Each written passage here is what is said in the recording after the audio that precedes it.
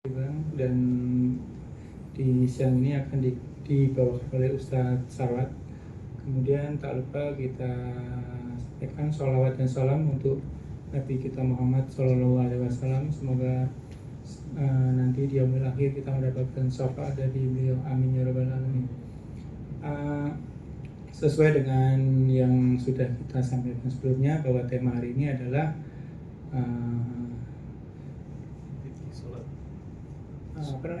sholat dengan dalam berbagai keadaan. Okay.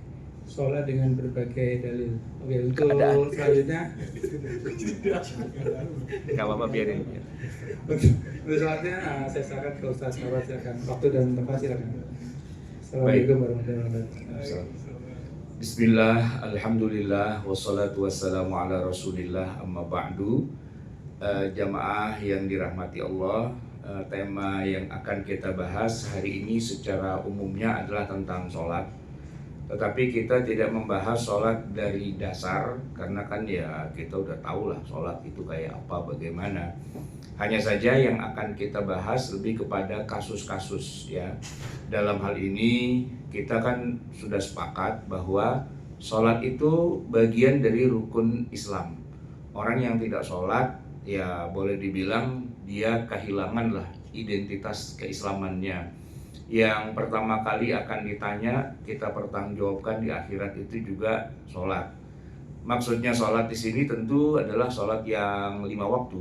Karena kalau kita bicara sholat yang kayak sunnah-sunnah ya, qobliyah, ba'diyah, atau sholat kayak sholat duha, sholat tahajud dan witir ya, itu kita bicarakannya nanti. Yang kita lagi fokuskan ini adalah sholat dalam arti yang 5 waktu, zuhur, asar, maghrib, isya, dan subuh. Karena 5 waktu itulah yang harus kita pertanggungjawabkan di sisi Allah.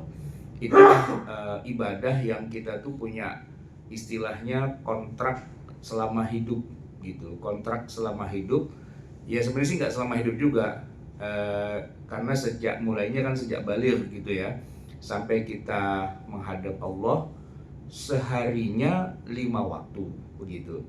Sebenarnya sih kalau dalam kehidupan yang normal-normal saja, seperti kayak kita nih kan dalam keseharian, apalagi kita difasilitasi tempat sholat ya kan, banyak masjid dan sebagainya, nggak terlalu jadi masalah.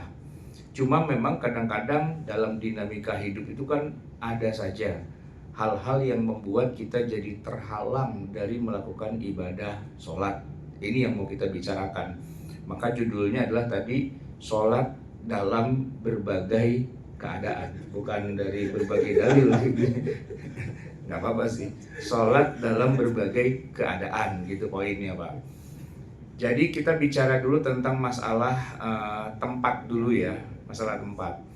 Banyak di antara kita ya berpandangan bahwa sholat itu harus di masjid.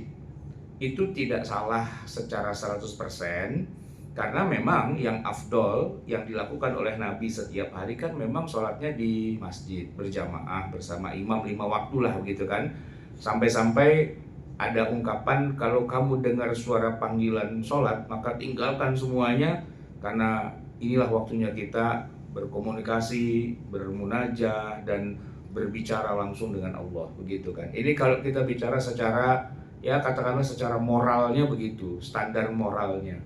Tapi karena kajian kita ini kajian fikih ya kan, kajian hukum, gimana kalau kemudian kita tidak bisa di awal waktu sholat ke masjid? Contohnya kayak kita sekarang, ini kan statusnya bukan masjid Pak, bukan gitu, ini musola ya kan. Nah, musola dengan masjid pasti beda. Apakah orang yang muslim kayak kita nih ya tidak ke masjid itu kemudian lantas jadi dosa gitu, masuk neraka? Kan jawabannya enggak. Ya kalau secara hukum fikih afdolnya memang ke masjid. Tapi seandainya dilakukan di kantor kayak kita begini, kita sediakan tempat, atau mungkin di rumah, atau mungkin di tempat yang lain, tidak harus di masjid, maka kita bicara hukum fikih, hukumnya adalah sah gitu. Bahkan lebih jauh lagi jamaah sekalian, saya kemarin baru pulang dari Jepang ya.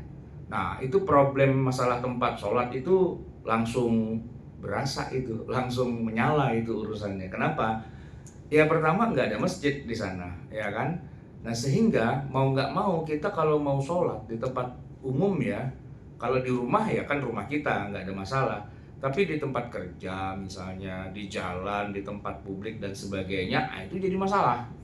Sebenarnya kalau secara hukum fikihnya, dimanapun kita sholat di atas bumi ini tidak pernah ada masalah. Kecuali yang mempermasalahkan adalah yang punya tempat. Ya, misalnya di kantor di Jepang gitu ya. Nah, di sana tidak semua pimpinan atau tidak semua perusahaan itu memberi izin kita untuk sholat.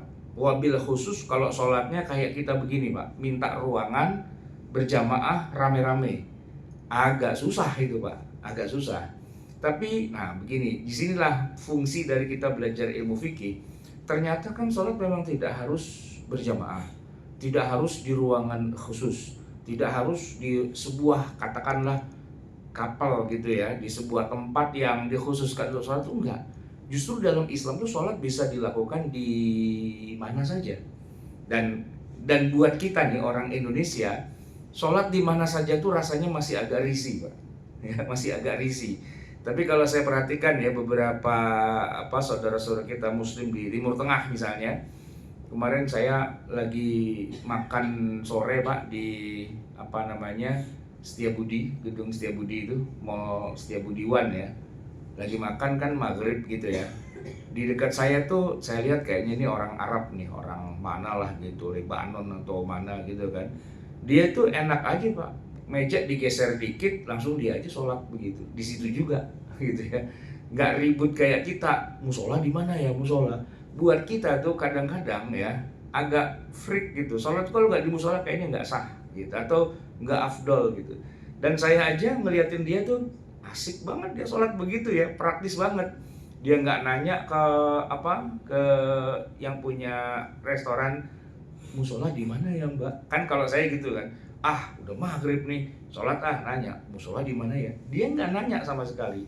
Dia duduk lagi makan, begitu suara azan bunyi, terus dia geser aja dikit, terus dia sholat di situ. Bahkan nggak pakai sejadah, sholat aja. Kalau kita kan, emangnya boleh sholat nggak pakai sejadah? Nah itu jadi masalah tuh kan.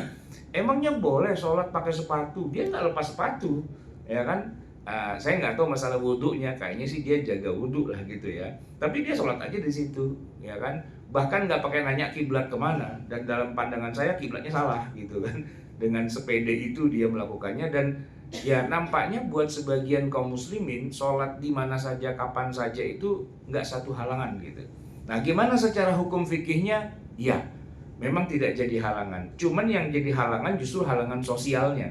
Sebenarnya sih ya, kalau kayak kemarin saya umroh gitu ya, kan saya terbang pagi itu Pak, berangkat dari sini jam 8, sampai di Jeddah itu kan penerbangan 9 jam ya, jam 8 pagi sampai sana 9 jam kemudian, tapi kan dikurangi 4 jam, jadi seolah-olah kayak terbang cuma 5 jam gitu kan. Jam 8 sampai sana jam berapa itu, jam 2 siang lah atau jam 3 gitu kalau nggak salah. Saya belum sholat zuhur Pak, ya kan. Saya istilahnya rencananya mau sholat jamak takhir. Lalu karena antri imigrasi gitu ya, wah panjang banget nih, saya mau sholat dulu saya tanya sama petugas, Mas mau sholat musola di mana ya? Oh sholat? Iya, sini aja sholat gitu. Jadi sembarangan aja sholat, ada security juga. Saya tanya, Pak boleh sholat di sini? Sholat aja silakan. Kiblat mana? Kiblat sama-sama katanya, udah gitu. Udah, jadi kita sholat di bandara itu Pak, di semua spot itu oke-oke aja, nggak pakai dibilang, woi sholat jangan di sini, harus di sono, jalan sono, nggak begitu, di mana saja, karena secara sosial masyarakatnya menganggap memang sholat di mana aja boleh, asalkan jangan ganggu orang lewat gitu doang. Nah di Jepang kemarin beberapa perusahaan kantor walaupun dia bukan muslim ya, karena sudah tahu karyawannya kalau sholat tuh simple sederhana, sholat zuhur kan cuma 4 rakaat, dia kan nggak baca yasin, nggak baca waqiah, nggak baca tabarok, bacanya kuli sama kulhu gitu kan. Jadi simple gitu kan. Praying katanya tuh situ pojokan gitu. Just 5 minutes kan? Ya just 5 minutes, bahkan kurang dari itu gitu kan. Ya sudah bisa gitu kan. Masalahnya adalah kendala sosialnya saja. Karena kadang-kadang kita kalau sholat tuh harus serenceng Pak, harus ada tempat wudhunya, harus ada musolanya, harus ada azan iqomahnya, bahkan sebagian kita bawa budaya kita ada pujiannya dan sebagainya. Itu yang agak ribet gitu. Masjid-masjid di Jepang itu Pak, kemarin saya kebetulan beberapa titik gitu ya, ada beberapa masjid yang cukup besar gitu kan ukurannya, hanya saja mereka bilang gini, Ustadz, kita di sini agak masalah nih tentang azan gitu dibilang. Kenapa? Karena pihak pemerintah sini tidak mengizinkan kita mengumandangkan azan pakai speaker, dia bilang gitu. Terus emang kenapa? Ya enggak, kan afdolnya masjid itu ada azan yang kedengeran kemana-mana. Saya bilang kalau di Madinah orangnya muslim semua sih oke, di sini orangnya kafir semua, lu ngundang siapa? Kan nggak ada yang diundang juga gitu ya. Nah, secara hukum fikihnya kumandang azan yang asli itu Pak dikumandangkan. Tapi misalnya gini, di zaman Nabi kan Bilal azan Pak, ya kan? Apakah Bilal pakai speaker? Enggak kan? Enggak. Bahkan awal-awal mula ada sound system di Saudi Arabia, kira-kira 100-an tahun yang lalu lah ya, itu pun jadi perdebatan panjang antara yang bilang haram dengan yang bilang nggak apa-apa. Haram loh itu mereka bilang. Kenapa? Karena bid'ah gitu, nggak sesuai dengan contoh dari Nabi dan sepanjang sejarah. Nggak ada orang azan tuh pakai speaker gitu. Nah, kita lahir di zaman dimana sudah lazim masjid-masjid itu pakai speaker, sehingga kita menganggap masjid yang nggak pakai speaker itu kurang sunnah gitu. Padahal kan justru kebalik ya, yang aslinya yang sunnahnya malah nggak pakai speaker. Jadi kalau saya bilang kepada teman-teman di Jepang, masjid Anda ini nggak pakai speaker keluar itu udah sangat sesuai sunnah sebenarnya itu. Kenapa? Karena di zaman Nabi juga nggak ada speakernya juga begitu ya. Nah, jamaah sekalian, bicara tempat ya, sholat itu tidak harus di masjid. Bahkan juga, nah ini yang menarik, sholat itu boleh dilakukan di tempat-tempat yang sebenarnya ini secara zaman sekarang ya, karena kemarin studi kasusnya adalah Jepang. Gini Pak, saya memperhatikan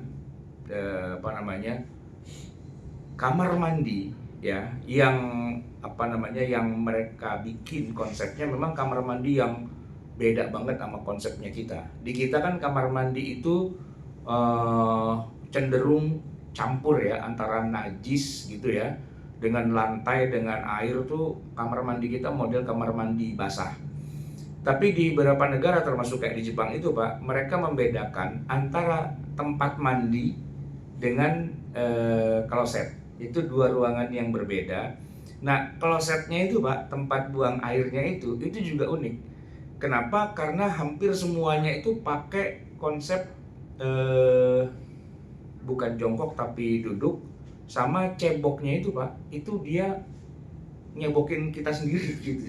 Jadi bahkan sama sekali nggak keluar cipratan air, karena kita duduk di situ ya, begitu selesai kita tekan maka dia nyebokin kita sendiri Pak, sehingga nggak ada air yang najis yang keluar dari kloset itu. Dan mereka berani Pak pasang karpet kayak gini di lantai kamar mandi yang ada klosetnya. Kita nggak berani Pak, di kamar mandi kita pasang karpet begini, ntar najis kan gitu kan. Ternyata mereka nggak, dengan santainya mereka pasang karpet kayak gini, dan mereka buang air kecil, buang air besar di situ, dan sama sekali tangannya pun nggak nyentuh najis gitu kan. Nah, yang jadi konsiderannya gini, boleh nggak kalau emang nggak ada tempat lain kita sholat di kamar mandi? Nah, jamaah sekalian yang dirahmati Allah, larangan sholat di tempat kotor ya kan, itu memang berlaku kalau kotorannya ada. Tapi kalau kotorannya nggak ada ya, dalam arti najisnya nggak ada sama sekali, maka tempat itu nggak bisa dibilang najis kan. Nah, larangannya kan kalau kita sholat ya, itu kalau badan kita atau baju kita atau tempat sholat kita ada najisnya. Sedangkan kalau tidak tersentuh dengan benda najis, pada dasarnya kan itu boleh-boleh saja. Ini yang banyak nanya sebenarnya bukan Jepang sih, Hong Kong ya Pak ya. Karena gini, TKI kita di Hong Kong itu, mereka kan kerja jadi pembantu rumah tangga di rumah majikannya. Di rumah majikan tuh banyak anjing Pak. Di dalam rumah itu anjing pada meler-meler gitu, air liurnya. Terus nanya, Ustadz, kita kalau sholat di situ boleh apa enggak? Saya bilang, kalaupun Anda ragu-ragu sofa atau karpet atau apa itu banyak air liurnya anjing, ya Anda sholat bawa sejadah aja kayak gini, gelar aman, tapi kan bawahnya najis, nggak apa-apa. Yang najis kan bawahnya. Begitu dikasih pelapis, selesai, gitu kan. Bahkan saya bilang, misalkan nih, cuman misalkan aja, ada septic tank, di dalamnya kan ada najisnya Pak. Seandainya kita sholat di atasnya dan tidak ada najisnya, atau minimal kita gelarin karpet atau sejadah atau koran atau kardus gitu kan, nah itu boleh, nggak jadi masalah. Tapi kan di bawahnya ada kotoran. Ya kalau yang nggak boleh sholat tuh di dalam septic tank gitu kan, itu nggak boleh karena kita bergelimang dengan najisnya. Tapi kalau kita nggak ketemu dengan najisnya, pada dasarnya itu aman. Cuma lagi-lagi saya bilang, ini kan kita ngomongin sah apa enggak. Ya kalau afdolnya ya sholatnya di masjid gitu. Kalau afdolnya berjamaah, rame-rame. Nah biasanya kajian-kajian kita ngomong yang afdol begini, yang afdol, kan kita ngeributin afdol, ya kan? Tapi coba deh lihat garis yang paling bawahnya, yang minimalis, yang setidak-tidaknya kita tetap masih bisa sholat, itu yang kayak gimana? Ya jawabannya ya sholat di mana saja. Saya pernah Pak sholat di Ancol maghrib, di pantainya Ancol itu Pak, maghrib itu ada musola tapi kecil banget gitu, dan antrian wudhunya panjang banget gitu ya. Saya bilang, kenapa sih sholatnya harus di musola yang sekecil ini dan antriannya panjang banget? Ternyata Pak, kerannya cuma satu, orang wudhu gantian. Bayangin orang wudhunya dengan sesempurna mungkin Pak, lama dia wudhu Pak, keburu isya nih gitu kan. Saya bilang, nah itu laut, ya kan? Kita wudhu aja di air laut. Pertanyaan orang sebanyak itu Pak, emang boleh Ustadz wudhu pakai air laut? Ya, terus yang bilang nggak boleh siapa? Boleh, air laut itu air yang suci dan mensucikan. Terus sholatnya di pantai aja, di pasir ini. Emang boleh Pak Ustadz sholat di pasir gitu? Ya boleh, Rasulullah dulu kalau sholat di pasir, bahkan Masjid Nabawi itu kan nggak ada karpetnya, pasir aja, tanah. Dan sholatnya bahkan tidak melepas sendal, sendalnya dipakai, sepatunya dipakai, dan sholat kalau sujud jidatnya langsung pada kena pasir-pasir gitu, aslinya gitu kayak gitu.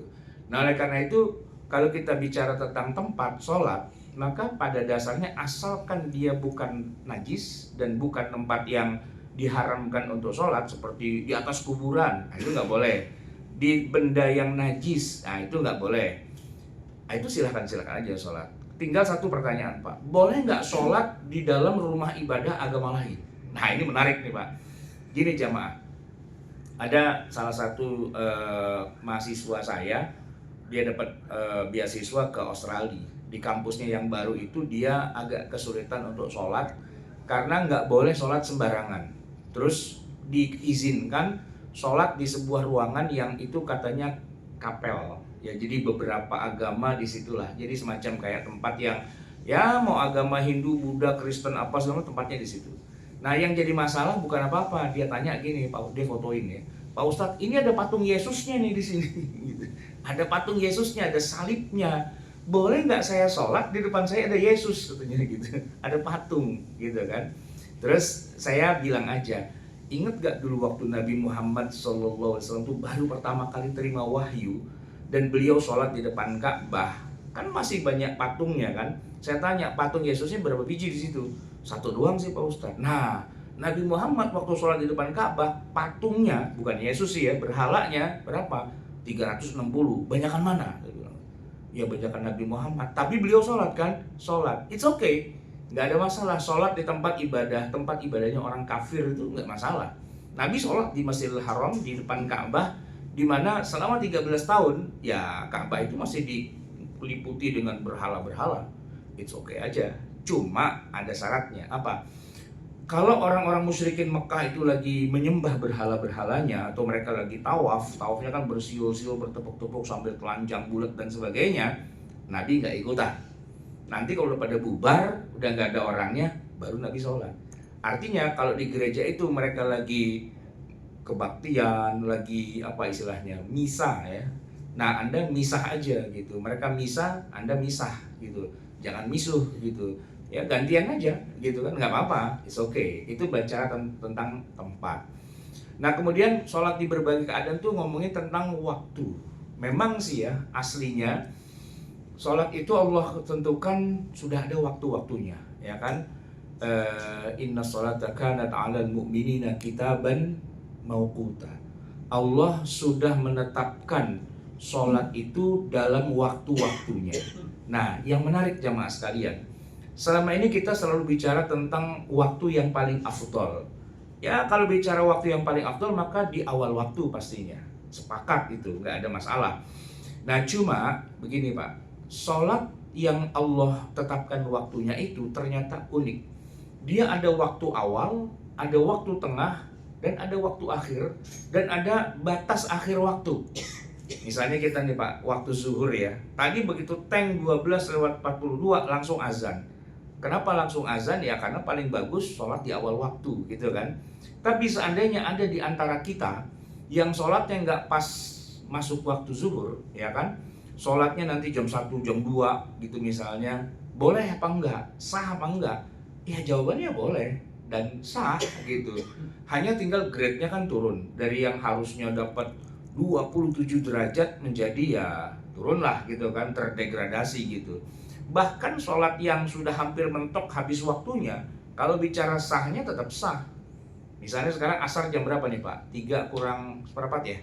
Nah, jam setengah 3 berarti kan udah kurang 15 menit lagi habis tuh Pak. Kalau kita sholat zuhur sah apa enggak? Sah. Cuman ya kalau bicara pahala pastinya bukan 27, mungkin 2,7 gitu kan.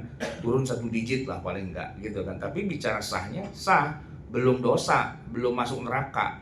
Cuman memang nilainya jadi berkurang gitu ya.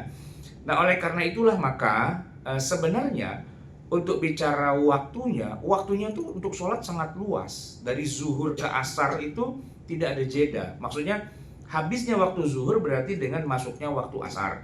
Habisnya waktu asar dengan masuknya maghrib. Habisnya maghrib dengan datangnya isya. Nah, dari isya ke subuh itu panjang banget. Yang tidak nyambung cuman dari habisnya subuh ke masuknya zuhur, itu nggak ada waktu sholat. Di luar itu kita bisa sholat pada jam berapa saja, ya asalkan masih di dalam waktunya. Dan nah, ada 2 catatan. Seandainya kita terlalu rajin Pak, belum waktunya udah sholat, hukumnya malah nggak sah, ya kan? Tadi kan jam 11:42 ya kita sudah azan. Seandainya jam 11 seperempat kita sholat zuhur Pak, walaupun baca yasin tetap aja gak sah Pak gitu. Kenapa? Ya karena belum waktunya. Itu satu. Nah, yang kedua, gimana kalau ada orang sudah habis waktunya dan dia belum sholat? Apakah gugur kewajiban sholatnya? Jawabannya tidak. Tetap wajib sholat. Masih sah? Sah. Boleh? Boleh. Bahkan bukan hanya boleh, wajib gitu Pak. Belum sholat subuh ya, bangun kesiangan Pak, nggak terlalu lama sih, ya sekitar 8:30 lah baru bangun gitu Pak, belum sholat subuh. Wajib nggak Pak sholat? Wajib. Boleh nggak? Boleh. Jadi Pak, kalau masalah waktu terakhir itu bukan berarti kalau udah berakhir waktunya sholat jadi nggak boleh. Bukan. Sholat tetap wajib. Cuman bedanya Anda kena poin gitu, dosa gitu maksudnya. Cuman Anda mau kena poinnya sekali apa 2 kali? Kalau poin sekali Pak, tetap kerjain sholat, tapi telatnya Anda kena poin, gitu kan? Nah, kalau mau kena poin 2 kali, Anda nggak sholat, udah telat, nggak sholat pula. Nah, itu kena poinnya 2 kali malah, ya kan? Pada waktunya tidak sholat, udah habis waktunya, tetap masih tidak sholat juga, kena poinnya malah 2 kali. Jadi lakukanlah sholat walaupun waktunya sudah lewat. Tapi jangan diniatin, biarin aja. Kata Pak Ustadz, walaupun waktunya sudah lewat masih boleh. Bukan masih boleh, masih wajib gitu kan. Tapi Anda kena dosanya, kena poinnya. Nah, oleh karena itu sholat yang sudah lewat hukumnya tetap wajib dikerjakan, nggak gugur ya kan. Tidak ada satupun alasan yang bisa membuat seorang tuh gugur dari kewajiban sholat, termasuk juga waktunya sudah lewat, itu tidak menggugurkan kewajiban sholatnya, kecuali ada 4 yang menggugurkan. 1, perempuan, kalau dia haid, dia nifas, maka gugur kan kewajiban sholatnya. Yang kedua, dia, mohon maaf ya, dia orang yang dari awal memang bukan muslim, artinya dia memang orang kafir. Maka orang kafir itu ya memang tidak wajib sholat sih ya. Nah, yang ketiga, orang yang mohon maaf ada gangguan pada akalnya, orang gila Pak, itu nggak wajib sholat gitu. Dan yang terakhir, anak kecil yang sama sekali memang belum wajib sholat. Hanya 4 orang itu saja yang tidak wajib sholat. Apa itu? Wanita yang sedang haid atau nifas, memang gugur kewajiban sholatnya. Kalaupun nanti sudah selesai haid atau nifasnya, tidak perlu diganti kan. Orang gila atau anak kecil, apalagi satu lagi tadi itu, orang kafir ya kan. Nah begitu. Selebihnya Pak, nggak ada alasan untuk kita tidak sholat. Orang sakit tetap wajib sholat. Bahkan orang yang, mohon maaf Pak, sakitnya koma gitu. Sepupu saya yang kemarin ikut saya itu Pak, waktu zaman COVID kemarin itu, dia nggak sadar hampir 10 hari Pak. Nggak sadarnya di rumah sakit tuh hampir 10 hari. Terus ya tentu pemulihan apa kira-kira sebulan lah gitu, nggak sholat selama sebulan. Nah itu Pak, gantinya sebulan itu. Tetap wajib diganti itu Pak, nggak bisa dilewatin gitu aja dengan alasan kan saya sakit ya Allah gitu. Masa orang sakit disuruh sholat juga sih? Enggak, orang sakit nggak disuruh sholat, tapi kalau udah sembuh disuruh ganti tadi waktu sholatnya. Nah jadi jamaah sekalian, dalam hal waktu gitu ya, sholat itu kalau belum waktunya belum wajib. Kalau sudah waktunya paling afdol sholat di awal. Kalau mau yang dosa apa yang pahalanya paling kecil ya sholat paling akhir. Tapi kalaupun sudah lewat dan belum sholat, maka dia tetap wajib untuk mengerjakan sholat gitu. Itu baru kita ngomongin 2 poin Pak, dari segi tempat dan dari segi waktu. Nah untuk yang waktu ini Pak, ada beberapa kemurahan dari Allah. Misalnya, seandainya orang dalam keadaan perjalanan, ya, maka Allah kasih kesempatan dia untuk bukan hanya menjamak, tapi juga mengqashar. Ya, jadi ada jamak qashar, cuman harus ada ketentuannya. Ketentuannya apa? Yang pertama, ya namanya orang dikasih keringanan ya dari 4 rakaat jadi tinggal 2, maka syarat sebagai musafirnya itu memang harus yang serius gitu. Para ulama di kalangan mayoritas ulama itu mengatakan memang harus ada jarak minimal. Kecuali di kalangan ulama mazhab Hambali, mereka sedikit lebih longgar. Ya pokoknya begitu Anda punya halangan, walaupun bukan musafir ya, macet misalnya, atau mungkin sibuk misalnya dan sebagainya, Anda boleh menjamak gitu ya. Nah ini kayaknya banyak nih Pak di tengah masyarakat muslim perkotaan yang sedikit-sedikit jamak, macet di jamak, nonton bola di jamak, nonton bioskop aja di jamak Pak. Kenapa ente jamak? Nonton filmnya belum habis nih, ntar sholat isyanya kita, maghribnya kita jamak takhir sama isya gitu. Ya tapi gini Pak, pemahaman yang seperti itu memang ada di dalam mazhab Hambali. Saya kan belajar 4 mazhab gitu Pak. Salah satu yang paling meringan-ringankan itu memang mazhab Hambali. Nah ustadz-ustadz kita yang kebanyakan produk dari Madinah, dari Mekah, dari Saudi, ya termasuk saya juga Pak, saya kan kuliahnya di Jamiatul Imam kan. Memang rata-rata di sana itu sedikit-sedikit jamak. Bahkan hujan itu Pak, boleh jamak. Jadi kalau udah, ini kan dikit lagi musim hujan nih, begitu hujan aja Pak, langsung jamak dia gitu kan.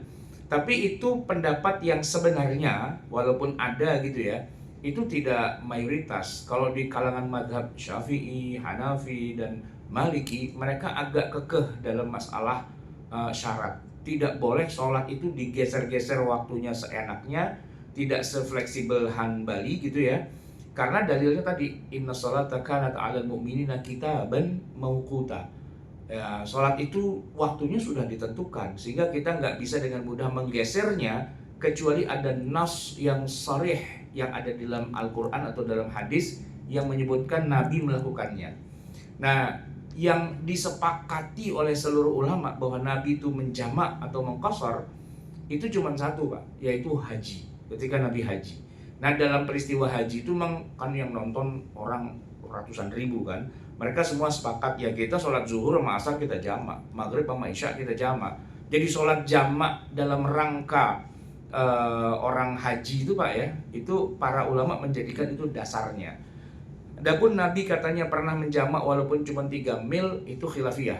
Dalam arti sebagian mengatakan itu hadisnya ada masalah, hadisnya dhaif dan sebagainya. Sebagian lagi mengatakan enggak, hadisnya sahih, memang Nabi 3 mil itu sudah menjamak. Atau ada lagi hadis yang lain yang menyebutkan bahwa katanya Nabi pernah menjamak sholat di dalam Madinah walaupun tidak hujan, tidak sakit dan sebagainya, tidak hujan, tidak musafir. Lalu sebagian ulama mengatakan boleh jadi karena beliau sakit. maka menurut mazhab Hambali sakit itu boleh dijamak gitu. Nah sekarang karena saya studinya adalah perbandingan mazhab, rupanya yang membolehkan itu memang mazhab Hambali. Maka jamaah sekalian mungkin akan terheran-heran kalau membandingkan antara Hambali dengan Syafi'i. Di Syafi'i itu tidak semudah itu untuk bisa dijamak gitu kan. Kenapa? Ya karena syaratnya harus musafir, dan musafirnya harus jauh, jaraknya harus sampai 89 kilo koma sekian gitu kan, baru bisa ada jamak atau qasar gitu. Sementara kalau dalam mazhab Hambali tadi dikatakan ayatnya adalah ya Allah tidak menginginkan sesuatu yang memberatkan kamu, Allah menginginkan kamu yang ringan saja. Maka apabila dirasa berat ya sudah jamak aja. Nah maka banyak nih ustadz-ustadz, teman-teman saya sendiri juga sih ya, yang ketika ceramah di mana-mana udah jamak aja gitu. Dan kadang-kadang agak lucunya adalah perjalanan yang dekat cuma 3 mil atau katakanlah 5 kilo gitu kan. Dia ngantornya di sini Pak Rasuna Said, nah rumahnya di sana Pak, di apa namanya, di Pondok Gede gitu. Dia jamak gitu. Saya bilang kenapa dijamak gitu? Rasulullah tuh 3 mil dijamak gitu. Oh, begitu yang saya diajarinnya. Nah sebenarnya sih nggak masalah kalau emang mendapatkan dalil yang kuat, it's okay aja ya. Cuman masalahnya begini, kalau kita belajar dalilnya itu sudah kita pahami sejak awal, maka kita tidak mudah untuk menggeser-geser kalau bukan karena memang sesuatu yang dasarnya sangat kuat. Jamaah sekalian, ini kita waktunya masih panjang ya, nanti akan kita buka tanya jawab. Yang juga sering terjadi, tadi kita udah ngomongin tentang tempat dan waktu. Nah, sekarang kita bicara tentang di kendaraan. Jamaah sekalian, di dalam kendaraan, kalau di masa Nabi ya, Nabi itu tergantung sih. Kalau sholatnya fardu, Nabi menghindari untuk sholat di atas unta. Sedangkan kalau sholatnya sunnah, seringkali Nabi melakukannya di atas unta. Itu hadisnya Sahih Bukhari, Sahih Muslim. Jadi beliau kalau udah di atas unta itu Pak, kan beliau sholatnya nggak cuma 5 waktu ya. Beliau sholatnya tuh banyak lah gitu. Ada duha, ada sholat witir dan sebagainya. Nah kalau lagi di atas onta, beliau nggak pakai menghentikan onta, nggak pakai turun, jalan terus ontanya kemanapun menghadap. Ya namanya orang naik onta Pak, udah pasti sholatnya itu nggak kayak yang normal kan, nggak berdiri, nggak ruku, nggak sujud, cuman pakai isyarat-isyarat gitu aja kan. Rukunya cuman bungkuk dikit Pak, kalau sujudnya lebih dalam lagi, berdirinya enggak, orang dia ngangkang kok di atas onta, nggak mungkin berdiri kan. Kiblatnya juga nggak menghadap, tapi semua itu disepakati oleh 4 mazhab. Itu hanya terjadi ketika sholatnya sholat sunnah. Adapun yang sholat fardu, nah karena hadis Sahih Bukhari-nya tegas, illal maktubah, kecuali sholat yang fardu, yang 5 waktu, fa innahu nazala, Rasulullah turun dari ontaknya, wastaqbalal qiblata, dan menghadap ke arah kiblat.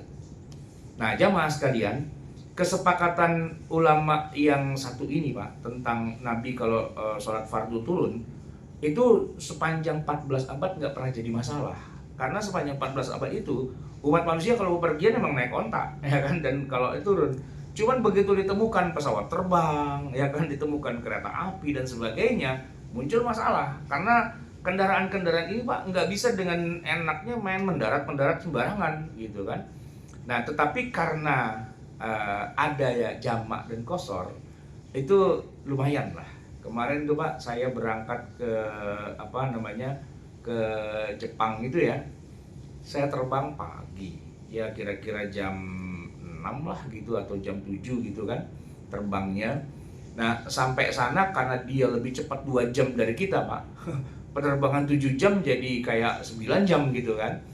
Nah tapi zuhur saya nggak kerjakan di pesawat, nggak usah, ngapain, nanti juga mendarat dan masih ada waktu asar, saya tinggal tarik aja zuhurnya jamak takhir ke asar, ya kan. Saya tahu karena saya sudah beberapa kali ngelewatin trip itu. Begitu sampai yang jemput saya bilang, musola ada di lantai 1, oke kita turun ke lantai 1, kita sholat asar dulu, ada di Narita itu ada sholat musola kayak gini lah, segede gini gedenya, aman lah gitu ya. Nah yang kurang aman itu kalau misalnya terbangnya nih Pak habis habis asar gitu ya, jam 3 jam 4 gitu kan, mendaratnya jam 10 malam. Nah itu agak susah ya, tapi masih bisa sih Pak ya. Maghrib isanya ditarik ke takhir gitu kan, nggak ada masalah. Yang sangat bermasalah itu kalau subuh sebenarnya Pak, ya kan? Karena subuh nggak bisa dijamak, mau dijamak kemana? Ke isya atau ke zuhur kan nggak bisa. Dan spot waktunya hanya kurang lebih spare-nya itu hanya 1 jam gitu. Saya pernah Pak mau terbang ke Surabaya naik pesawat itu, entah gimana dilalahnya, subuhnya kayak kita sekarang ini Pak, jam 4 lewat 20 menit kira-kira gitu kan. Dan Citylink itu terbang jam 4.10 gitu Pak. Ya kan kacau itu Pak. Begitu terbang azan subuh. Ini kira-kira mendarat di Juanda ini masih ada subuh apa enggak gitu Pak. Pernah suatu ketika itu Pak, ternyata masih ada Pak subuhnya. Begitu mendarat masih gelap. Jadi saya langsung ngibrit ke tempat sholat gitu kan, saya sholat. Cuman begitu saya assalamualaikum warahmatullahi wabarakatuh, itu matahari gede banget udah nongol itu. Nah itu jadi masalah itu kan. Nah apalagi kalau memang dari awal memang udah pasti nggak akan nyandak nih gitu kan. Nah itulah yang jadi masalah di kita. Apakah kita tidak sholat ataukah kita sholat? Dua-duanya bermasalah Pak. Kalau kita nggak sholat berarti kita melanggar ketentuan Allah. Waktunya sudah mau habis kita belum sholat juga. Tapi kalau kita sholat di pesawat Pak, itu masalah lagi. Kenapa? Ya kita nggak bisa sholat sebagaimana yang seharusnya. Tidak menghadap kiblat, tidak berdiri, tidak ruku, tidak sujud. Orang kita duduk di jok, mana bisa kita sholat, ya kan? Kecuali kalau kita mau sholat sunnah itu bisa. Tapi kalau sholat fardu rada-rada susah, ya. Saya cuma menemukan satu maskapai di Saudi Arabia itu, Saudia maksudnya, yang memang menyediakan tempat sholat, ya kan? Kita bisa sholat kira-kira berempat berlima gitu ya. Ada kompasnya dan kita bisa sholat dengan berdiri, ruku, i'tidal, sujud yang benar gitu ya untuk subuhnya, aman. Tapi kalau penerbangan yang lain ya, apalagi yang domestik di kita, nggak ada spot untuk sholat. Nah dalam kondisi kayak gitu pecah nih para ulama, apa yang harus dilakukan? Sebagian ulama mengatakan begini Pak, ya sudah sholat sesolat-sholatnya saja ya. Kebanyakan kita kan diajarin gitu, sholat sesolat-sholatnya aja. Nggak bisa menghadap kiblat ya nggak apa-apa, nggak bisa berdiri ruku sujud ya nggak apa-apa. Yang penting kita sudah niat sholat, semoga Allah istilahnya mengetahui lah keadaan kita gitu kan. Ini yang paling populer. Tapi ada pendapat yang kedua Pak, sama persis tetapi dengan tambahan. Begitu sudah sampai ya kan, sholat yang tadi belum benar itu Pak, masih banyak bolong-bolongnya, itu diulangi gitu. Jadi sholat lagi yang benar. Nah sehingga ada istilah begini, yang di pesawat itu Pak, sholat sejadi-jadinya namanya sholat menghormati waktu. Dan sholat yang benernya malah yang sudah di tempat. Tapi yang di tempat itu juga nggak bener juga Pak, karena waktunya sudah lewat. Jadi dia bikin double gitu Pak, backup system. Yang ini dan yang itu dua-duanya dikerjain. Nah ini pendekatan sebagian ulama yang kalau saya lihat ya cukup hati-hati, ya kan. Dan pada dasarnya mengulangi sholat itu kan boleh Pak, ya kan. Nabi itu pernah ketika habis sholat gitu ya, jamaah sudah pada pulang, tiba-tiba ada seorang sahabat masuk masjid dan mau sholat. Nabi tegur, kamu ngapain kok baru mau sholat gitu? Aduh mohon maaf ya Rasul, saya ada banyak urusan kerjaan, saya baru sampai ke masjid, ya jamaah udah bubar gitu. Oke, nggak masalah kata Nabi, cuman sebentar, ada beberapa orang yang masih nunggu di masjid itu ya. Kata Nabi, kamu sedekah dia sama orang itu. Sedekah gimana ya Rasul? Temani dia sholat, jadi biar dia sholatnya nggak sendirian, berjamaah, itu sedekah buat dia. Padahal nih Pak, yang disuruh bersedekah, dia barusan ikut sholat sama Nabi, tapi dia bersedekah dalam arti sholat lagi, itu boleh. Padahal sholatnya nggak salah dia tuh tadi, yang cuman dia mau sholat lagi aja boleh Pak, tanpa ada alasan harus sholat lagi. Kalau kita mau sholat lagi nih Pak, habis ini Pak, ada yang mau sholat zuhur lagi juga boleh Pak, nggak ada masalah gitu kan. Judulnya bersedekah gitu. Nah apalagi kalau barusan sholat zuhurnya ragu-ragu, kentut nggak ya barusannya, batal nggak ya gitu kan. Daripada ragu-ragu diulangin, cakep tuh Pak. Apalagi yakin nih sholat kagak bener Pak. Orang sholatnya kagak wudhu, kagak berdiri, kagak rukuk, kagak sujud, nggak ngadep kiblat tuh lah. Sholat apaan model kayak gitu. Nah saya ulangi lagi aja. Nah itu Pak secara logika masuk juga itu Pak, cakep itu. ketimbang yang cuma sholat di sekali doang on the spot di pesawat, sama yang sholat juga sama persis tapi dia tambahin di kalau udah sampai. Nah itu bagus Pak. Tapi ada juga pendapat yang ketiga yang begini Pak, karena yakin di pesawat itu sholatnya udah pasti nggak sah karena nggak wudhu juga, nggak ngadep kiblat juga, nggak khusyuk juga lah gitu kan. Udahlah pokoknya saya nggak sholat, cuman saya niat ya Allah begitu saya sampai pasti saya ganti, saya akan sholat walaupun waktunya mungkin sudah lewat. Jadi dia tetap sholat walaupun waktunya lewat gitu Pak ya. Nah dari 3 pendapat itu, pendapat yang sholat di pesawat saja tidak diulangi, dengan pendapat kedua sholat di pesawat dan diulangi, dengan pendapat yang ketiga di pesawat nggak sholat, hanya kalau sudah sampai. Itu Pak, yang paling banyak itu bukan yang pertama yang ngikutinnya Pak, juga bukan yang kedua, bahkan juga bukan yang ketiga. Yang paling banyak tuh pendapat yang keempat. Apa itu? Di pesawat nggak sholat, udah nyampe juga nggak sholat juga. Emang dasarnya jarang-jarang sholat dia gitu. Itu yang paling banyak Pak itu, ya kan, di tengah masyarakat kita itu. Jadi Allah kan maha baik, maha adil gitu kan. Masa sih kita lagi ribet disuruh sholat juga gitu Pak. Sebenarnya dia nggak ribet juga, emang nggak sholat juga, jarang-jarang sholat gitu. Seolah-olah sholat itu ya kalau lagi butuh, kalau lagi apa sholat, kalau lagi enggak ya enggak. Alasannya begini Pak, saya tuh dapat perwakilannya waktu lagi nonton podcastnya Bang Haji Roma Irama sama Ida Royani apa Sule apa siapa gitu, salah satu bintang film lah gitu kan.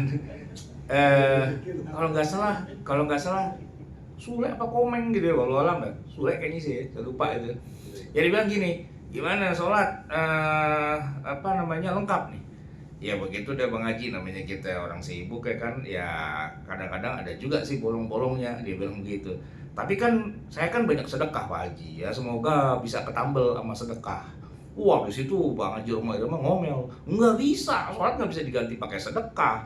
Sedekah, sholat, tetap lu dituntut sama Allah gitu kan.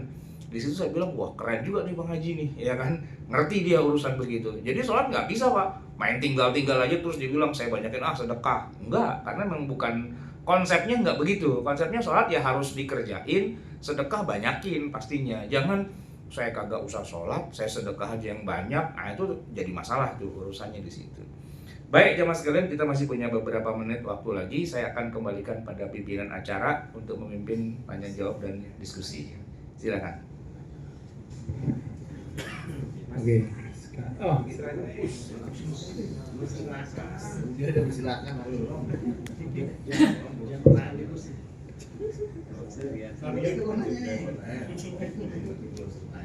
Assalamualaikum warahmatullahi wabarakatuh. Waalaikumsalam warahmatullahi wabarakatuh. Untuk masalah sholat, yang kita tahu sholat itu nggak boleh dilanggar ya Tat ya. Iya. Kalau dilanggar kita udah boleh ya. Nah, yang saya mau tanya gini Tat, yang tadi Tat ada 2 sih sebenarnya pertanyaan. Kalau sholat subuh itu Tat ya, itu kan yang tadi Ustaz bilang tuh, sholat subuh itu boleh dilakukan bukan pada waktunya. Karena kalau waktu zaman Nabi itu kan, waktu si Bilal sama Nabi ketiduran, terus Bilal janji mau ngebangunin, tapinya si Bilal juga ketiduran, akhirnya ya kan? Gitu. Nah itu batas kolerasinya itu Tat ya, sampai jam berapa Tat ya? Satu. Karena kan kalau kita tahu, karena yang kita tahu kan gini Tat ya, bukan yang kita tahu, kalau yang saya tahu nih, yang pernah saya dengar, kita sholat nggak boleh waktu fajar pas keluar karena itu ini matahari. Ada waktu lagi yang ini. Nah itu tepatnya tuh, karena kalau saya ini nih tangkep gitu Tat ya. Ya udah pokoknya begitu lewat subuh nih, subuh lewat, begitu lo bangun, lo kerjain deh.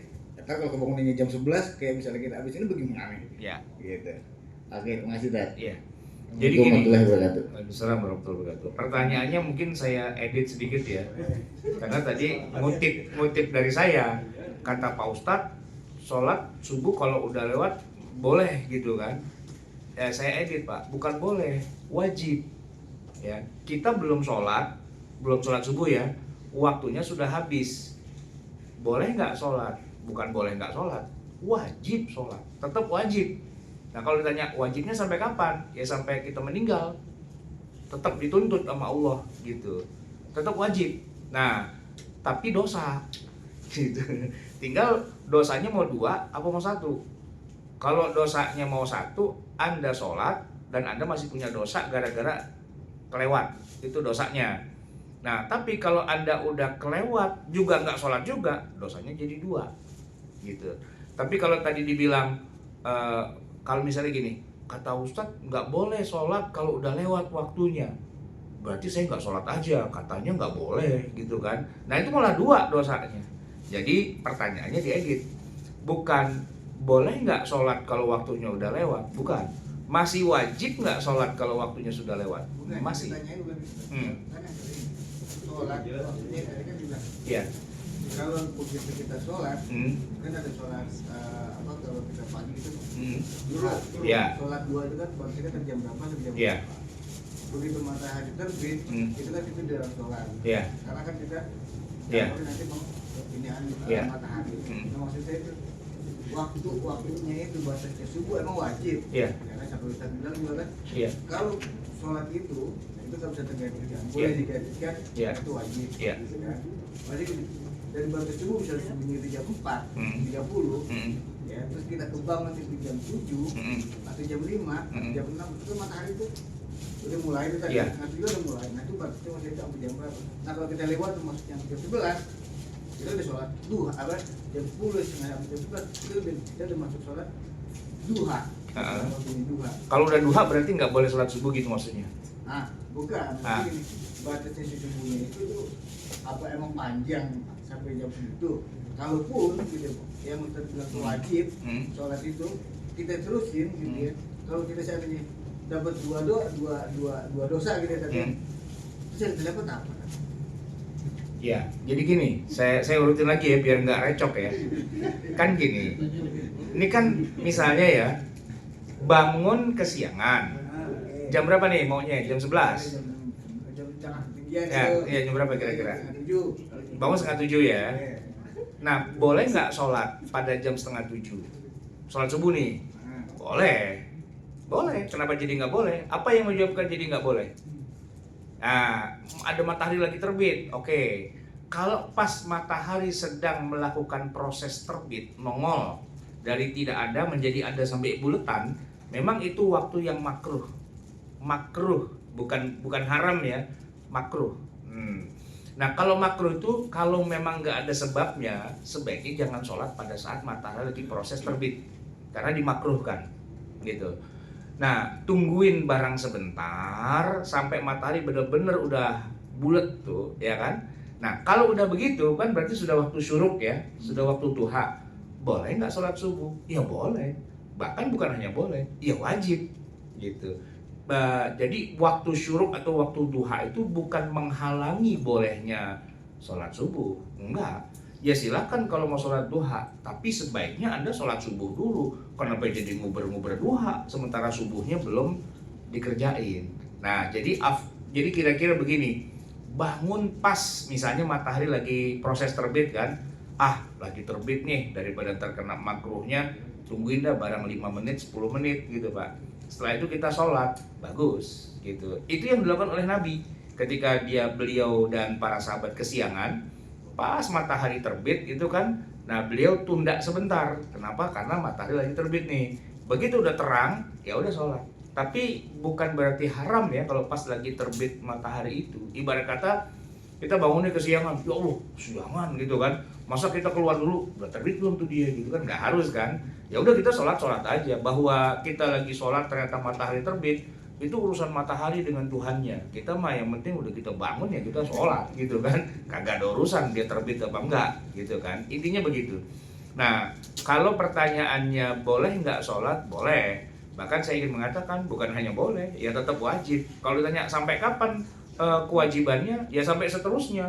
Sampai besok, sampai lusa kalau belum dikerjain tetap masih di Uber gitu. Nggak ada batas, kalau udah lewat jam 11 angus kewajibannya. Enggak, sholat nggak ada istilah angus. Sebagaimana juga kewajiban puasa, orang kalau punya kodok puasa, angus nggak kalau udah ketemu Ramadan berikutnya? Enggak angus. Tuh emak-emak yang pada melahirkan kan nifas tuh banyak. Nifas pas bulan Ramadan, Pak. Full satu Ramadan nggak puasa 30 hari. Ya kan? Itu sampai ketemu Ramadan berikutnya belum kebayar tuh Pak 30 hari. Kira-kira angus nggak? Enggak. Ya enggak. Yang bisa dia bayar berapa misalnya? Cuman dapat 5 dari 30 gitu kan. Sisa berapa? 25. Banyakan sisanya gitu kan. Terus itu terakumulasi ke tahun-tahun berikutnya sampai dia selesai nggak hamil lagi gitu. Nggak apa-apa sih, kan kadang-kadang gini Pak, dia hamil nih tahun ini, begitu mau puasa besok ya lagi menyusui, begitu kan hamil lagi, itu menyusui lagi, ini mau sampai berapa kali nih hamil menyusui gitu kan. Ya sampai anaknya berojol-berojol, ada 5 ada 6 kan, sampai 6 tahun tuh kagak puasa-puasa gitu kan. Nah kalau udah selesai baru dia banyakin puasa gitu Pak kira-kira. Oke, pertanyaan yang lain sih. Tadi 2 tadi pertanyaan. Udah kejawab. Ya, udah kejawab ya. Nah itu Tat, yang terkait kewajiban kita mengkodok ya, itu istilahnya mengkodok sholat itu. Makanya kita cuman mungkin masih muda tuh suka bolong-bolong tuh Tat ya. Nah itu apakah kita sampai sekarang masih punya kewajiban untuk mengkodok sholat yang bolong-bolong itu Tat ya? Ya, jadi gini, memang kalau dilihat di masa Nabi, ada nggak sih sahabat yang pernah gitu waktu masa mudanya bolong-bolong? Banyak. Cuman waktu bolong-bolongnya dia masih kafir, Pak. Iya, waktu itu dia masih kafir. Nah, kalau yang sudah baca syahadat, itu insya Allah udah nggak ada yang bolong, Pak. Nah, kita masalahnya dari kecil udah jadi Islam kan? Nah, kalau mau begitu harusnya dulu kita kecilnya kafir dulu lah gitu kan. Terus barulah usia segini baru baca syahadat. Jadi kita nggak kena bayar yang dulu-dulu gitu masalahnya. Cuman kalau nggak sempat masuk Islam dan mati kafir ya susah juga gitu kan. Jadi gini, secara teorinya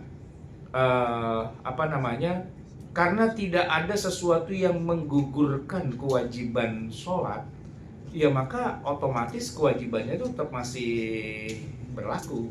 Ya logika sederhananya gini Pak, saya punya Vespa itu Pak, warisan bapak saya ya, Vespa tahun 74. Ya, tahun 74. Iya. Hah? Enggak dijual.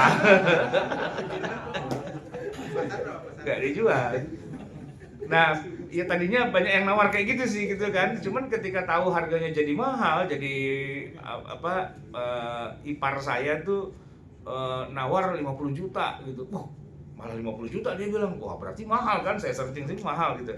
Udahlah saya hidupin lagi aja. Ngidupinnya murah, paling 3 juta 4 juta hidup, Pak. Nah, cuman yang jadi mahal tuh bayar pajaknya. Saya bilang sama polisinya, Pak, ini motor sejak tahun 80 nggak pernah saya hidupin Pak. Ini baru saya hidupin lagi tahun 2020 gitu kan. Selama itu kan saya nggak pakai Pak. Masa saya bayar pajak gitu? Ya tetep Pak, bayar pajak, orang itu pajak terus-terusan kok gitu. Ya tapi saya nggak pakai. Terserah mau pakai mau nggak, pokoknya bayar pajak aja tiap tahun gitu Pak. Diakumulasi pajaknya gede juga tuh, walaupun Vespa 74 ya sebenarnya sih kecil ya, tapi karena sekian puluh tahun kan berarti ya gede. Kira-kira gitu Pak logikanya. Jadi nggak diputihkan gitu, enggak gitu ya, tetap ada kewajibannya. Cuman gini Pak, kita waktu membayarnya itu dikasih keringanan. Apa keringanannya?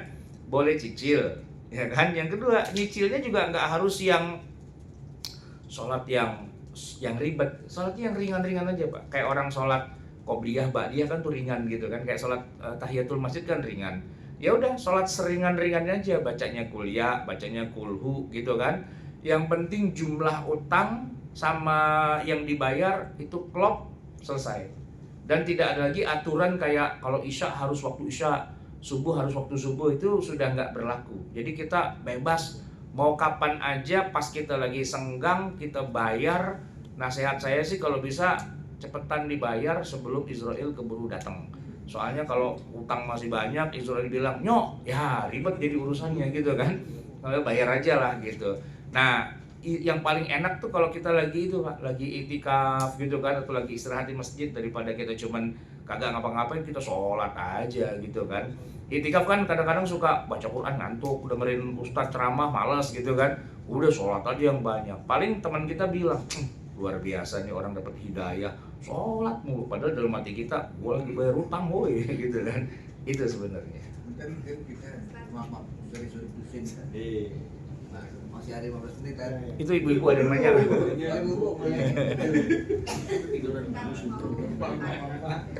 Iya, ini mikrofonnya mau dikasih Bu. Oh, udah kenceng ya.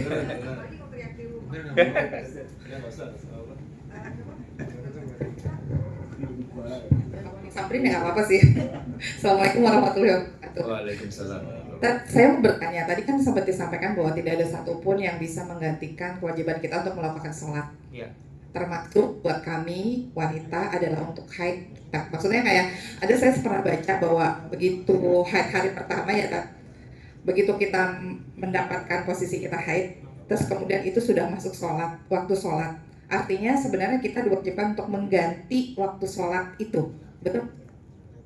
Bukan, jadi gini, maksudnya kalau ada waktu sholat dua yang bisa bisa dijamak ya. Saya kasih contoh misalnya gini, ibu selesai haid gitu ya, itu habis zuhur ini haidnya selesai. Nah pertanyaannya, habis zuhur haidnya selesai, masih ada nggak waktu zuhurnya yang udah suci? Kan masih ada ya kan? Berarti kewajibannya zuhur tetap gitu, mengganti zuhur sama asar. Nah sekarang dibalik nih, selesai haidnya asar, waktu zuhur tadi masih haid, tapi sucinya udah asar. Nah saya tanya, nggantinya asar doang apa sama zuhurnya? Asar aja bukan sih? Ya logikanya kan gitu. Nah, tapi ternyata enggak, kata para ulama, karena dia bisa dijamak, maka zuhurnya ditarik juga, ditarik ke asar. Jadi kerjakanlah zuhur dan asar gitu. Secara zahirnya harusnya cuma asar doang, tapi karena zuhur sama asar tuh waktunya bisa nyambung, maka nanti kalau begitu habis asar nih, misalnya jam 4, jam 5 mandi ya, janabah, saya belum sholat asar gitu kan. Nah sholat zuhur dulu, baru sholat asar gitu. Tapi selama durasi haid, mau 3 hari, 10 hari dan sebagainya, memang gugur kewajibannya, nggak perlu diganti. Sholat itu tidak perlu diganti, Bu, iya kan? Yang perlu diganti itu puasa. Kalau puasa itu nggak gugur. Kalau sholat gugur. Makanya yang menggugurkan tuh 4, wanita haid atau nifas ya, itu gugur kewajiban sholatnya. Tapi kalau kewajiban puasa Ramadan, enggak. Cuman nggak boleh pada saatnya, cuman tetap harus diganti. Tapi kalau sholat nggak ada istilah penggantian, gitu. Itu jadi lebih ke setelah sebenarnya. Iya. Nah kalau mulain haidnya ya. Ya. Ibu dari pagi dari rumah aman, bersih gitu ya. Tapi begitu jam segini nih ya, jam 1 nih ya, belum sholat zuhur. Ke kamar mandi ternyata keluar gitu kan. Oh berarti ibu sudah wajib itu sholat zuhur kan sebenarnya, cuman belum dikerjain, keburu haid. Nah oke. Berarti nanti kalau sudah selesai, nah ibu punya utang zuhur. Itu ya. Sebenarnya. Oke. Sip. Ya, baik, terima kasih. Assalamualaikum warahmatullahi wabarakatuh. Waalaikumsalam warahmatullahi wabarakatuh. Emang kalau ibu-ibu agak dikit nih, agak ribet dikit ya. Pakai haid sih segala gitu ya. Oke, ada lagi kah yang lain? Silakan. Lagi Bang. Tadi cuma nanya Lupa tuh. Ya, ada lupa. Pakai makan sih jadi lupa. Nah, silakan. Aku antar izin jawab, izin tanya. Tanyanya bener. Tadi Ustaz menyampaikan ponakan Ustaz ya, kemarin datang. Oh iya, sakit ya. Yang sakit ya Ustaz ya. Ya. Jadi dia 1 bulan nggak sholat. Jadi dia apakah wajib mengganti? Iya, sholat dia satu mengganti. bulan? Sementara dia kan sakit ya. Sakit itu tidak menggugurkan kewajiban, masalahnya itu. Koma pun tidak, karena koma itu atau pingsan itu enggak, kecuali tadi hilang akal dalam arti gila. Nah kalau kita punya saudara yang sempat gila sebulan, nah begitu dia udah sadar, waduh saya gila ya, itu enggak ada kewajiban gitu. Termasuk nih murtad itu tidak menggugurkan kewajiban sholat. Kalau murtad ya, bedakan antara kafir dari awal dengan udah Islam tapi murtad balik lagi. Nah, orang yang sempat cuti jadi orang Islam, dia muslim Pak. Dia muslim gitu ya. Cuman entah pergaulan kenapa gitu ya. Mungkin biasanya perkawinan ya.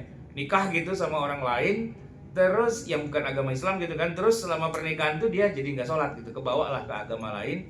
Udah gitu cerai, ribut apa segala, balik lagi ke Islam, mualaf lagi gitu kan. Itu kita hitung, ente tuh selama ini jadi orang kafirnya berapa lama itu, jadi murtadnya itu, ada kali setahun gitu, berarti kagak sholat, enggak, wajib ganti ente selama itu, kan kafir. Gini, kalau basicnya muslim, lalu nggak sholat, alasannya apapun, mau kafir mau enggak, anda tetap wajib. Tapi kalau basicnya emang orang kafir, masuk Islam, nah sejak syahadat aja. Makanya kalau ada acara orang masuk Islam di masjid itu ya, kadang-kadang saya tanya, mohon maaf nih, saya nggak mau menyinggung, Anda dulu pernah muslim atau memang baru tumben jadi orang Islam? Kenapa Ustaz? Ya enggak, kalau Anda pernah muslim, lalu Anda keluar dan balik lagi, saya punya amanat yang harus saya sampaikan gitu. Enggak Pak Ustaz, saya dari kecil emang kafir gitu kan. Oh, baru tumben masuk Islamnya, udah aman, udah selesai gitu. Tapi kalau dia bilang, sebenarnya saya dulu Islam Pak Ustaz gitu, cuman saya keluar gitu kan. Sejak kapan ente keluar? Ya sejak 12 tahun lah gitu kan. Tapi Anda waktu itu Islam Pak Ustaz, KTP saya dia Islam, tapi sholat enggak? Nah itu dia, itu pun saya nggak pernah sholat juga. Nah lu gantinya dari awal itu saya bilang gitu kan, gantinya dari awal. Karena asalkan orang itu sudah sempat baca syahadat, berarti kontrak sholat sama Allah itu udah langsung berjalan gitu. Dan itu nggak bisa diganti dengan apapun kecuali dengan sholat gitu. Nah makanya sholat 5 waktu itu jadi penting, karena itu tiket masuk surga kita tuh di sholat sebenarnya gitu. Jadi tadi pertanyaannya adalah orang yang pingsan gitu ya, koma dan sebagainya. Nah, dia wajib untuk mengganti. Cuman kalau dia koma selama tadi misalnya sebulan, tapi dia nggak balik lagi, koma langsung meninggal gitu misalnya kan. Nah kan dia nggak bisa tuh Pak menggantinya, ya kan? Berarti gimana urusannya? Nah ini yang jadi perdebatan panas ya di antara para ulama. Berarti kan dia diseksa sama Allah di akhirat gitu kan. Nah gimana kita ngebantuinnya? Nah karena nggak ada dalil sih yang langsung, cuman ada dalil yang tidak langsung. Kayak kasus itu Pak ya, kalau ada orang koma di bulan Ramadan, dia sakit, begitu lebaran dia malah meninggal, kan berarti dia nggak puasa, ya kan? Nah ayat Qur'annya ada tuh ya. Allah Subhanahu wa taala berfirman, suratnya Al-Baqarah 184, man kana minkum maridun aw ala safarin man kana minkum maridun aw ala safarin fa iddatun min ayyamin ukhra wa 'alal ladzina yutiqunahu fidyatun. Buat mereka yang tidak mampu untuk menggantinya karena dia meninggal gitu ya, fidyatun, dia suruh bayar fidyah. Jadi kita bayarin fidyah Pak untuk satu hari yang dia nggak puasa, ya kan? Satu hari itu dia kita bayar 1 mud gitu. Nah tetapi kalau yang sholat ini kan nggak ada dalilnya. Sebagian ulama mengkias 1 kali sholat 1 mud. Nah kalau dia sebulan kali aja 30 hari kali 5 kali 1 mud gitu, untuk mengganti sholatnya dia yang memang dia tidak bisa menggantinya. Jadi kalau emang dia nggak bisa menggantinya dalam konteks dia meninggal, nah itu bisa diganti dengan bayar fidyah. Tapi kalau dia masih hidup, seger, dia nggak bisa bilang, ya Allah, yang kemarin bayar fidyah aja dah, nggak bisa. Kecuali ente mati, baru dibayar pakai fidyah, gitu. Ya ada orang nih Pak, selama hidup sholatnya bolong-bolong, ya kan? Terus harusnya dia ganti, dia nggak ganti juga, meninggal. Nah kalau udah kayak gitu tuh, upayanya apa biar dia nggak digebukin di akhirat? Ya udah, Bismillah dah, kita bayarin fidyahnya. Cuman dia harus mau ngaku tuh, harusnya berapa tahun dia kagak sholat gitu Pak. Nah tapi bayar fidyah sholat ini khilafiyah, sebagian ulama bilang bisa, sebagian bilang enggak gitu. Kalau puasa sepakat, tapi kalau sholat enggak. Nah kita juga nggak bisa bilang, ya udahlah saya nggak bisa ganti sholat, saya bayar fidyah aja, nanti belum tentu bisa keterima, itu urusannya begitu. Udah jam 1 ya? Iya. Udah, ini sudah 1 jam 4 menit nih saya rekam. Sama-sama kita tutup dengan baca hamdalah alhamdulillahirabbil alamin. Kita tutup doa kafaratul majlis, subhanakallahumma wa bihamdika nasyhadu an la ilaha illa anta nastaghfiruka wa natubu ilaik. Wabillahi taufiq wal hidayah. Walakum minkum. Assalamualaikum warahmatullahi wabarakatuh.